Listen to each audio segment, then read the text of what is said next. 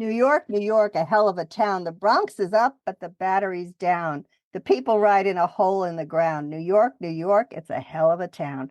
Those lyrics are from the Broadway classic On the Town, which emphasizes that when we talk about New York City, we're talking from the southernmost tip, called the Battery, to the northernmost section, which is in another borough besides Manhattan.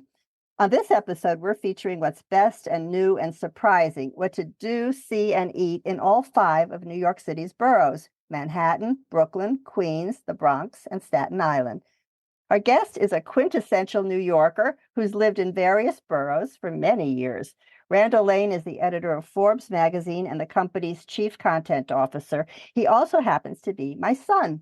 Welcome, Rand, to Places I Remember. That's my best title. That's my favorite title. Me too. Can't get fired from that one, Nope, or quit. Never. Plus, you come on here all the time. Okay, we're going to discuss the city we both love. The city I was born in, New York City. Perhaps the most iconic symbols. Manhattan is the most densely populated of New York City's 5 boroughs. It's mostly made up of Manhattan Island, bounded by the Hudson, East, and Harlem rivers. It's among the world's major commercial, financial, and cultural centers. It's the heart of the Big Apple. What are some of the not-to-miss sites for tourists, Rand? It's the place where the Dutch first landed. Manhattan is the Indian and Native American word Manhattan, but that's the origins of New York City are Manhattan. I've spent 30 years on and off living there. You could spend a month, 2 months as a tourist and not get bored. It's one of the true jewels of the world, obviously. Everyone knows that. But if I was looking to organize myself and try to get my arms around something that you could literally spend infinite time around, I think to think about it in the same way that those first Europeans, when they first saw Manhattan, they came by water. And if you really look at Manhattan, Manhattan is an island. Every single thing that is in Manhattan gets trucked in over a bridge. There's nothing native to it anymore. It could go all the way from like the Battery, which you mentioned, which of course is called the Battery because that's where the port used to be. And that's the tip, and that's the beginning of New York. But if you down near the Batteries, the South Street Seaport, which is one of the great old seaports of America, in the last 5 years, it's been renovated several times. But now there's something new called the Tin Building, which the famous chef John George. There's a new development there. It's been reborn yet again. So you could see the old tall ships, but there's also amazing food and something called the Tin Building. So that's one way to get your start at the bottom of the city, looking out over the water towards the East River. On the west side, they've developed the entire west side on the Hudson River into a park. And so you can walk all the way from the tip to the top through a park with all sorts of unbelievable executions now, including there's a new one that's just happened in the last couple of years that was funded by the mogul Barry Dillard called Little Island. They built an artificial island that basically you can spend 2 hours. It's got hills, it's got art, it's got views, it's got food. That's one of many things. You've got Chelsea Piers, you've got, City Winery, you've got all sorts of piers and executions. That's an entire day where you get a whole scoop of the whole Hudson River and the whole west side of Manhattan. There's also, and this is something that's better known, but still relatively new, New York and modern Manhattan, you've got the High Line, which is a elevated train track that runs not far from and it parallels the Hudson River, and it's only about a block from the Hudson. And you could walk on an elevated track for about 40 blocks. So it's about 2 miles. And again, views, bird's eye views of New York, pigeon's eye views, because you're not that high, but you're kind of about 2 or 3 stories tall. And you're kind of seeing Manhattan without having to cross any streets from a different vantage point. Again, there are all sorts of art installations. There's food there, but you really can see Manhattan. So I like to think about Manhattan in terms of how you traverse it, which museums you choose, which restaurants you choose. That, of course, you could pick your own adventure, and to try to cite any is folly because there are literally hundreds you could choose from. And it depends on, what neighborhood you're in and what cuisine you're interested in, what your price point is. But I really like to think about Manhattan in terms of how you get around it, how you see as much of it as possible. And if you think about kind of the east side with the East River and going on downtown now, and you think about the west side with the park and the High Line, and then, of course, Central Park gets you the center, you will have seen a huge chunk of Manhattan. And Central Park goes all the way, again, 110th Street, goes up to Harlem, the Morningside Heights. So you're really seeing a huge swath of Manhattan if you take those thoroughfares and focus your visit on that. Yeah, I would add that you can get around by walking. It's an easy city to walk all over. Yeah, I couldn't agree more. Well, the wonder of New York is that you never know what you're going to see on any block. It is the number one walking city in America. It's not even close. and one of the great walking cities of the world. So Manhattan, because of that density, is uniquely about walking. Now, if you're trying to make time, the subway is great. It's a great adventure. Don't be afraid of it. It's not dangerous relative to pretty much any other method of transportation. But what people don't appreciate about the subway is that it's almost always crowded. So you could go on any time and you're not going to be alone. It's a city of 8 million people. I've never had any incidents on the New York subway. It's a very efficient way and it's a very local way to get around the city. But to your point, Mom, it's about walking and everything we just talked about, whether it's the High Line, whether it's the park up and down the Hudson now, or whether you're walking downtown towards South Street Seaport from the Battery.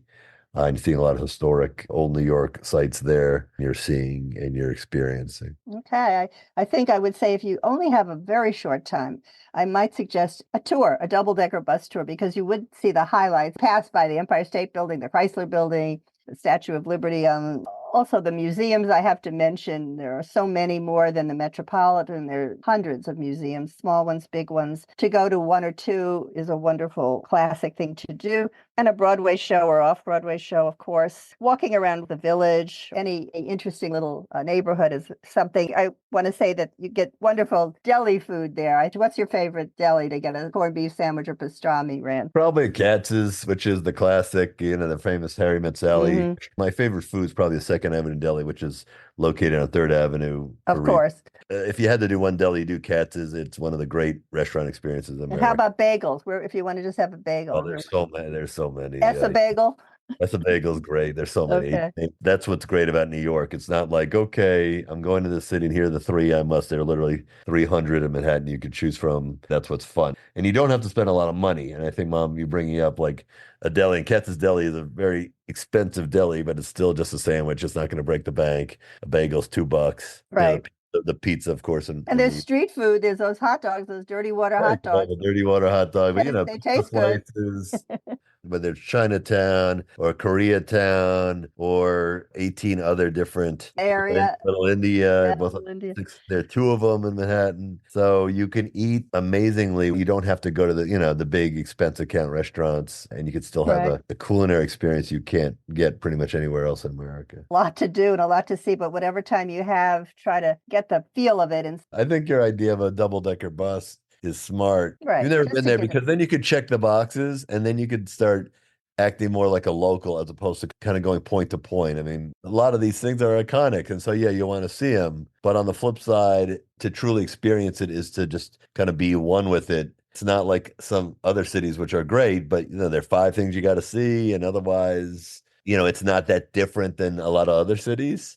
This is a place that the difference is actually in the nuances. And yes, there's still those tourist sites and you should see them. But if you take the bus and you go down Fifth Avenue and you pass St. Patrick's and Rockefeller Center and you go right past the Empire State Building, that's a 45-minute walk to see that whole stretch to go from Right, right.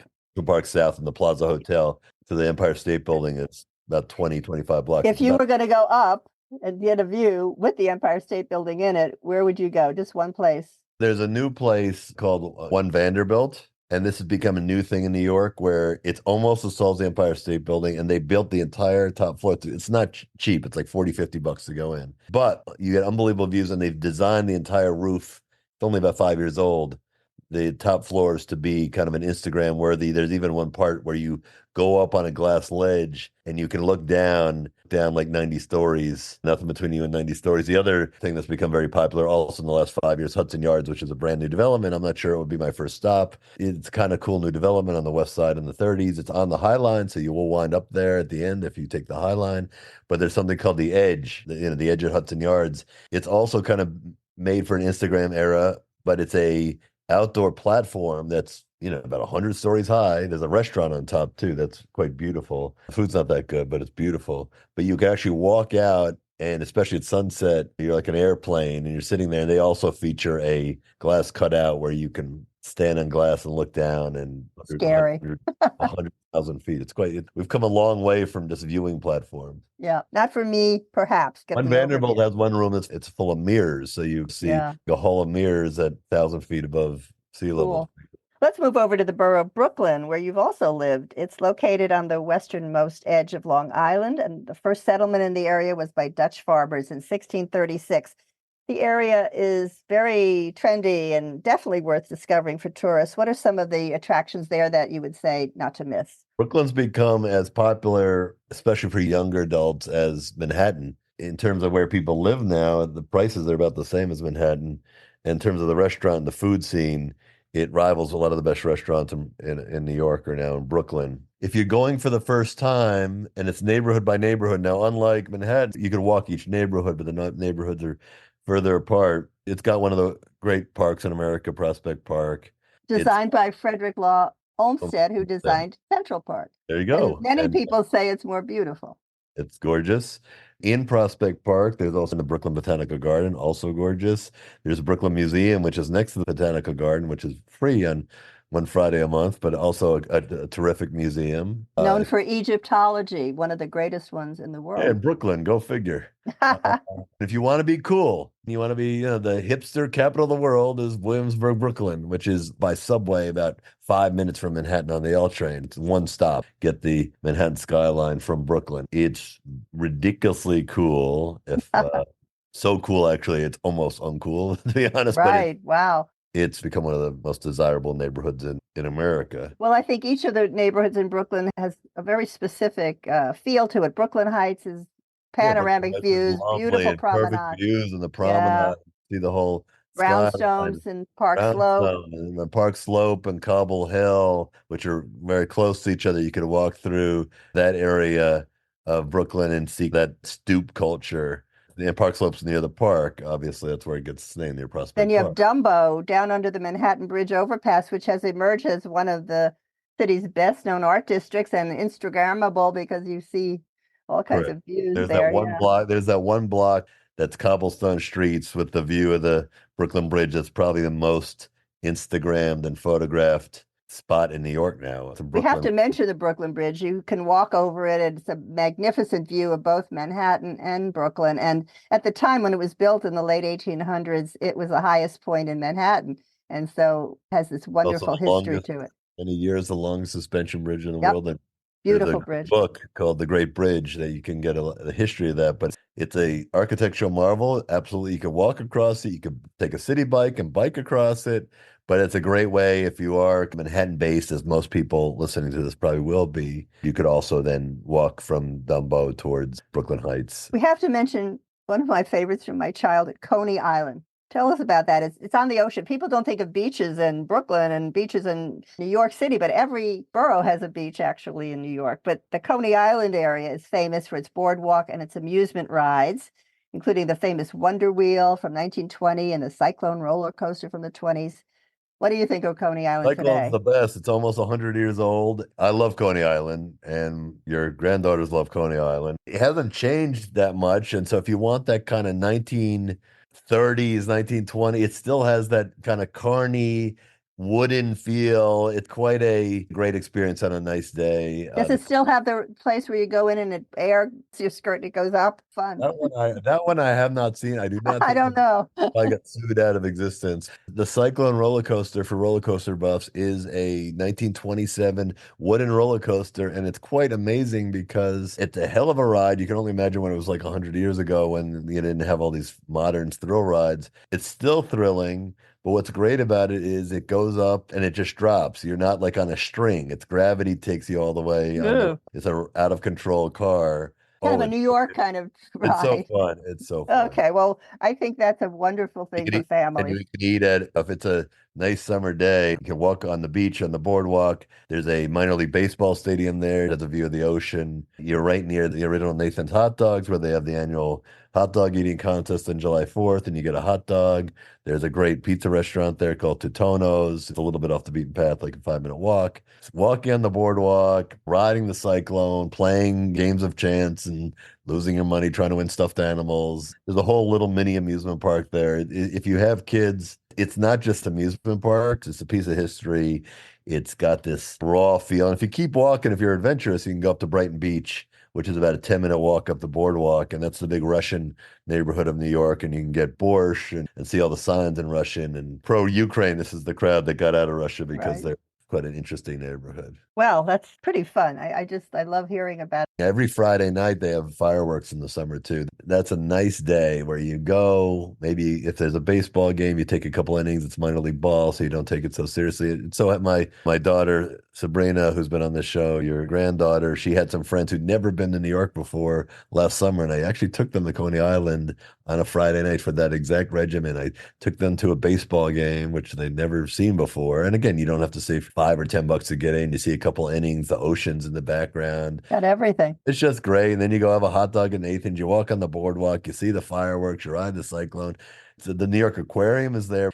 Okay, let's go on to Queens. It's a New York City borough on Long Island across the East River from Manhattan. It's basically with Brooklyn. It's Right. kind of there's no physical Yeah, there's a little tidal arm of the East River which forms the boundary between Brooklyn and Queens. So you're going on from there. Do you know why it was named Queens? Well, the borough of Brooklyn is called Kings.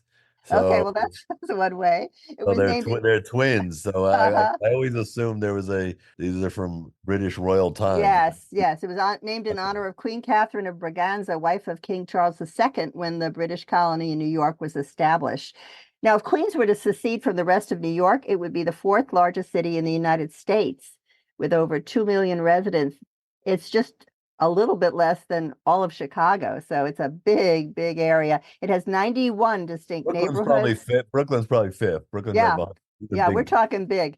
yeah. 91 distinct neighborhoods there. The residents are said to speak 130 languages and represent over 120 countries. The number 7 subway line, which runs between Queens and Manhattan, is referred to as the International Express. Now, many travelers only see a bit of the borough because they're traveling into Manhattan, but because both LaGuardia and Kennedy airports are located there. But there's much to enjoy. What do you like when you go to Queens? I like to eat my way through Queens. It's the most diverse borough. It's the most diverse place in America, and that's not debatable. The way to explore it is through your stomach because it's less the sights there. It's a living place. There are, of course, more touristy things, and you can go see the U.S. Open if you're there in September.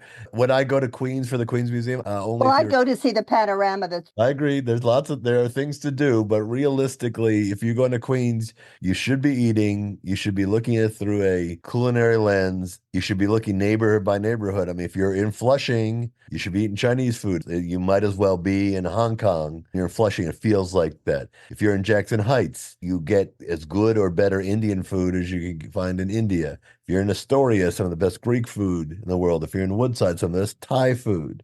And it's not just finding one restaurant. You could have multiple options, ethnic clusters where immigrants gravitate neighborhood by neighborhood, and you can get really unbelievable food as good as anything you get in the world because having been to most of those countries, you have the knowledge and the culture, but you also have great ingredients, of course, with New York being one of the great food cities in the world, taking a global food tour without having to leave a single borough.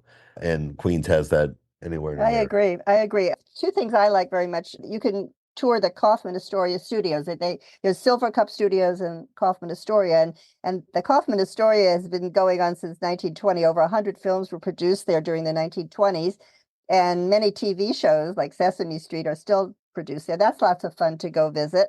I want to just mention, because of my son Carrie, there's the Harriet and Kenneth Kupferberg Holocaust Center, which is a learning laboratory. The current exhibit is concentration camps, and I think it's important to note. Again, beaches are there. You have lots of things to do if you want in terms of the outdoors, but I do agree with you that if I were going to Queens, it would be food centered. Let's talk about the northernmost borough of New York City, the It's the Bronx. only borough in New York City that's on the U.S. mainland. That's right. It was named after Jonas Bronx, a European settler in the 1600s. We may think of it as filled with high-rise apartment buildings, but there are some wonderful surprises there. Tell us. Bronx is some of the great natural wonders or natural tourist destinations in New York. And kind of the big three, I would say, would be the Bronx Botanical Garden, which is one of the biggest and best in America. The Bronx Zoo, also one of the biggest and best in America. And then if you want to go off the beaten path, there's a place called Wave Hill, which is also a wonderful kind of a arboretum of sorts with beautiful views. And Right on the Hudson River with the New yeah, Jersey Palisades. you've got Hudson views. The Bronx has great places to walk on lovely days and see things. And again, the botanical gardens are spectacular. There's always a show and an exhibit. The Bronx Zoo, if you have little kids, is super fun. That I think it's known as the best gorillas outside of nature. I went to Rwanda, as you know, but you can go to the Bronx Zoo and see mountain gorillas and lowland gorillas, and I Great think with that's in kids. the Would I country. go there if I didn't have kids? I would not. But with kids, I terrific. would. You I would, love but if gorillas. I'm saying if yeah, I would too, as someone who lives in New York. But if I only had a week, I'm not sure I would. Oh, But okay. Well, we're giving the yeah, full yeah, story maybe you're here. there for a You month. know where I would go? I'd go to City Island because that's a surprise. Most people don't realize that there's a island that looks like a town in New England that's part of the Bronx. It's the Yep. extreme western end of Long Island Sound, south of Pelham Bay Park, and east of Eastchester Bay. And once you drive over the City Island Bridge, which is the only way to get on and off the island unless you have a boat, you hit a strip called City Island Avenue, which is lined with restaurants known for seafood. You could take a taxi, but City Island is fun. It's a New England town for about 10 blocks. It's super cool. If you want that kind of transporting experience, you also have the best Little Italy in New York is not in Manhattan. That's very touristy, only marginally worth if you're walking through there. The real Little Italy is on Arthur Avenue in the Bronx, and that is a truly transporting experience. It's not that big. You could do the whole thing in an hour or two and have dinner or lunch. But that's truly like out of a movie with Oh yeah, I remember that New York. Mario's. We Yeah, went there. Mario's is great. Dominic's is great. Yeah, Roberto's, if you want to go a little higher end. Dominic's, they don't even have a menu. They just bring you food. right. Really can't go wrong there. Yep. And I have to mention Yankee Stadium, home of the New York Yankees, is in the Bronx. The Bronx And Bombers. yep, that's what their name is. So you Oh, can always go there too. There's lots to discover in the Bronx. The southernmost borough is the one most of us know the least about. It's Staten Staten Island? Island. Is Staten Yep, Island a borough? it is. It's Is considered a it? borough. Okay, Yes, one of the five boroughs. yeah. They Yeah. they always feel neglected. Aw. If you Well, they look were at a first. map, if you look at a map, it really shouldn't be part of New York. It's really part of New Jersey with a few estuaries. Well, So, that's what a New Yorker would say. no, it's true. If it, I mean, that's a what Manhattan New Yorker. no, that's not true. It's what a geographer would say. They would say one Well, thing it's in really is between there. connected to Yeah. Bayonne and part Right of New between York, Sandy Hook. and it's totally different. And there's lots to do. And I've been in Staten Island a lot. I probably go there at least once a year because it's fun. And the most fun you could have is from Manhattan. You could take the Staten Island Ferry, which is one of the most famous ferry in America. One of the great parts about the Staten Island Ferry is it's free. So you Right. get a free boat tour of New York Harbor. 20 And minutes. and you go right past the Statue of Liberty. So, and I got to be honest, having been to Statue of Liberty a couple times, to see the Statue of Liberty from water, it's not that much different than getting there and being at the base. You get the vibe. And again, if you're stretched for time, you could go to Staten Island and see the Statue of Liberty for free in one shot. And some people just like it so much on a nice day, they'll take the ferry, hit Staten Island, and come back. I think it's worth getting off. I don't think you have to explore deep into Staten Island. There are things to do. There are restaurants that are further in, but there's a lot of really good stuff right off the ferry. There's a minor league baseball stadium. That's another fun evening because the stadium is built with the Manhattan skyline and in the background. So it's just a beautiful little stadium. There's an independent baseball team that plays there. Check the schedule, the Ferry Hawks. But just walking around that neighborhood of Staten Island called St. George, there's a brewery called the Flagship Brewery. There's a 9/11 memorial. There's Yes, that's a beautiful memorial. It's called Postcards. And if you look through it, you see the skyline where the towers fell. It commemorates those who died from Staten Island. Very beautiful sculpture. You go over there, you have a beer, a pizza, go to the 9/11 memorial. Maybe if there's a ball game and there's usually fireworks there, that could be fun too. It's the journey. And then when you get there, it feels different. It's less hustle and bustle. It's still part of the city. It's still somewhat dense. It feels more like a Midwest city, but there are a lot of things to do within walking distance. There's a zoo, there's a cultural center and botanical garden, and there's a historic Richmond town area, which has more than 100,000 artifacts, photographs, and archives. So very interesting. I will say the ferry ride is spectacular. I think now we know more about how each of the five boroughs makes New York one of the world's greatest cities. The name of the podcast is Places I Remember. So, Rand, could you please give us one of your many, many thousands and thousands of memories of New York City? That's a tough one because every day a new memory is made, and just walking around is half the fun and half the adventure. And there's never a dull day. You cannot, it's impossible if you're just walking around and observing to have a dull day in New York. But I'll actually think about maybe the first time I can remember being in New York. Mom was with you, and I think it was for my seventh or eighth It was birthday. your 10th. It's an early memory, so I think it might be less. We went to the top of the World Trade Center. Yeah, Memory I will always treasure. And then yeah. we went to Chinatown. And that's still my favorite birthday party ever. I didn't know the geography. I didn't know you could do both those things in the same day, much less the same afternoon. But that's what's Mhm. great about New York is you could have that modern skyline, skyscraper experience, and then you could go and have a transporting culinary experience in a place that feels totally different. But that's what makes New York authentic is that it's the melting pot. To do both those things in 2 hours encapsulates what New York is about. It's about what's new. It's not a super nostalgic city. I mean, the skyscraper's up there for a reason. It's about progress, and it's about that skyline and the strength and the idea of the city that never sleeps. I mean, Ellis Island is in New York. It's where a huge percentage entered America, and you can feel it. Lunch in Chinatown. That's as New York experience as it gets. And also, when you say nostalgia, of course, when we went to the World Trade Center, we had no idea that years later there would be the Great Memorial there, which is another thing to try to see if you can Yes, at 9/11. 9/11. It's a wonderful, wonderful memorial. I was in New York that day. Something like that just became a way for New York to get stronger, rebuild in a different way. And that's the history of New York. It's a city that welcomes people, has ups and downs, but always comes back stronger, builds higher, taller, with endless ambition. And I think if you visit there, if you have that attitude that you're going to come in there and you're going to explore and not leave anything on the table, you'll have a great Right. time. New York is a hell of a town. That's for sure. Thank you, Randall Lane, my Anytime. son. The best podcast. It's the only travel podcast I listen to. Well, And congrats on the 100th. yes, we have over 100 episodes, and I would remind people that you are on episodes 14 and 15 telling more of your travel tales around the world because you've traveled all over and had some very exciting incidents happening to you. So check those out. If you can't And keep, travel around the world, New York, you could travel around the world in one city. So it's absolutely. fun. We'll end on that. Thank you very much. Love you. Love you.